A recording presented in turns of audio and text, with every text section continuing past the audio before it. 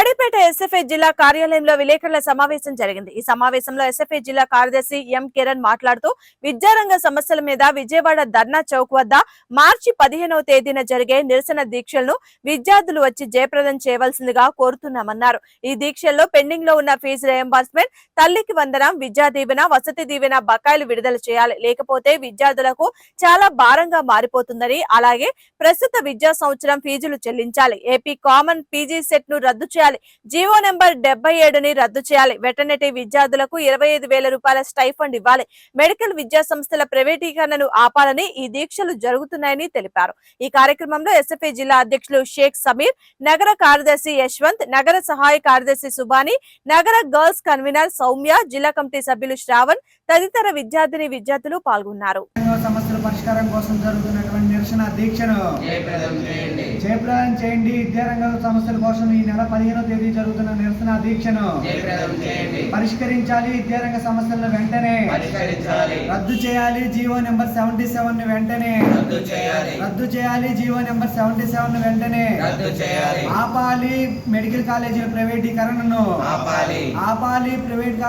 Medical కాలేజీల ప్రైవేటీకరణను విడుదల చేయాలి. పెండింగ్ లో ఉన్న ఫీజు రియంబర్స్మెంట్ ను వెంటనే విడుదల చేయాలి. పెండింగ్ లో ఉన్న ఫీజు రియంబర్స్మెంట్ ను వెంటనే ఆపాలి. మెడికల్ కాలేజీల ప్రైవేటీకరణను అదేవిధంగా మేము అధికారంలోకి రాగానే జీవో నెంబర్ 77ని రద్దు చేస్తాం.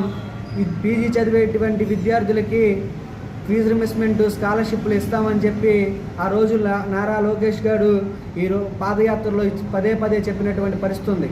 కానీ ఆ జీవో మీద ఇటువంటి పరిస్థితుల్లో ఏమీ ఇవ్వలేదు. అదేవిధంగా డిగ్రీ ఆన్లైన్ విధానం ప్రవేశపెట్టడం వల్ల, అడ్మిషన్లు ఆన్లైన్లో చేయడం వల్ల ఈరోజు డిగ్రీ చదివేటువంటి విద్యార్థులకి అధిక మొత్తంలో భారం పడుతుంది. ఆ సీట్లు ఇక్కడ గుంటూరులో చదివే విద్యార్థికి ఎక్కడో ఉన్నటువంటి ఇనుకొండలోనో, పిడుగురాల్లోనో, నర్సరాపేటలోనో లేదంటే వేరే జిల్లాల్లో కేటాయిస్తున్నారు. అలా డిగ్రీ చదివే విద్యార్థులు సంఖ్య తగ్గిపోతుంది. కాబట్టి డిగ్రీ ఆన్లైన్ విధానాన్ని రద్దు చేయాలి. అదేవిధంగా పీజీ విద్యార్థులకి ఏపీ పీజీ సెట్ అనేటువంటి పేరుతోటి పీజీ కామన్ ఎంట్రన్స్ ఎగ్జామ్ నిర్వహిస్తున్నారు. ఈ ఎగ్జామ్ నిర్వహించడం వల్ల యూనివర్సిటీల స్వయం ప్రత్యుత్పత్తి పడిపోతుంది.